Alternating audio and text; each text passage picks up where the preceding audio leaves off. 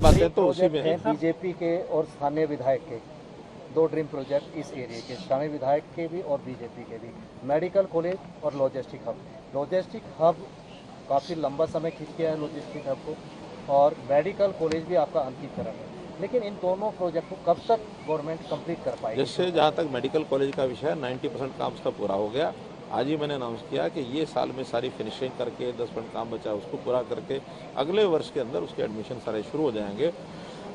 जहाँ तक logistic hub है वो एक कोर्ट केस था, कोर्ट की सुनवाई हो गई है, उसका फैसला रिजर्व कर लिया जज ने। वो मुझे लगता है 1 दिन में 2 दिन में जब भी फैसला सुना देंगे, उसके सुनाते ही दिस वे और दैट वे फैसला जिधर भी होगा वो काम, अगर फैसला सरकार के फेवर में होता है तो ज़मीन थोड़ा ज़्यादा हमको मिल जाएगी, फैसला सरकार के विरोध में होता है ज़मीन थोड़ा कम मिलेगी, कम भी मिलेगी तो हमारा लॉजिस्टिक जो हब का कार्यक्रम है वो उस फैसले के तुरंत बाद शुरू हो जाएगा। सर, IMC पुराना का जिस तरह शिलान्यास किया गया था, लेकिन अभी काम शुरू नहीं हुआ, कब तक काम शुरू होगा? उसमें भी चूंकि जमीन का विषय होता है तो पंचायतें उस समय नहीं थी, अब पंचायतें बन के आई है, पंचायत ने रेजोल्यूशन पास कर दिया। 1000 एकड़ पंचायत की जमीन को हम उनको लेकर के और HSIDC के माध्यम से वो करेंगे, उसका भी बहुत जल्दी अब शुरू हो जाएगा। अब मेरी करीब 3 दिन पहले ही बात हुई है HSID से, उनका कि जमीन जैसे ही हैंड ओवर पंचायत हमको कर देगी उसका काम शुरू। आपके प्रोग्राम से पहले CIA ने कई लोगों के पास दबिश की, एक नांगल चौधरी से 3 पीढ़ी से वो बीजेपी के साथ जुड़े हुए हैं, सूबेदार जगराम जी, उनके वहाँ भी गए और मना किया कि भाई आप प्रोग्राम में नहीं जाएंगे। तो किस तरह से ये सब?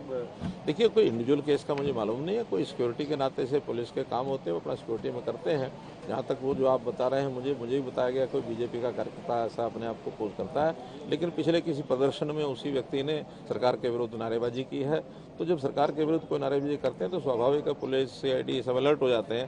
तो आखिर क्योंकि जनता के कार्यक्रम में व्यवधान कोई ना पड़े, जिन्हें बात अपनी आगे करनी है बात ठीक ढंग से करे। आज का कैसा लगा? आज 3 कार्यक्रम आपके रहे, बहुत अच्छे रहे, सारे बढ़िया कार्यक्रम नागल रहे। चौधरी विधानसभा में कार्यक्रम थे सर, नागल चौधरी कस्बावासी भी चाहेंगे एक उनके लिए भी कुछ आप जो है कोई भी, हालांकि नांगल चौधरी नहीं ऐसा नहीं है। नांगल चौधरी भी मैं अब जा रहा हूँ, कुछ कार्यकर्ता वहाँ मिलेंगे और नांगल चौधरी की भी जो हमारे पास चीज़ें आई हुई हैं, क्योंकि जो चीज़ें आई हैं वो एप्लीकेशन आती हैं और डिमांड आती हैं, उसके ऊपर कुछ समय के बाद निर्णय लेते हैं। कोई आज ये सब निर्णय नहीं हुए हैं। यहाँ भी मुझे लगता है 150 से 200 एप्लीकेशन हमारे पास आई हैं, उनका सबका एनालिसिस किया जाएगा। चौधरी की जनता सर मंत्रिमंडल में भी कुछ जारी है कि बहुत समय से इंतजार लंबा हो गया सर। ऐसा कि सब लोग अपने आप को मंत्रिमंडल में मान के चलते हैं और जितने मंत्रिमंडल के लोगों की जितनी ताकत होती है, अथॉरिटी होती है, हमारे विधायक हो, हमारे सांसद हो, हम किसी को भी कम मान के नहीं चलते, सबको उतना ही महत्व देते हैं। संगठन को मजबूत करने के लिए सर क्या कर रहे हैं आप?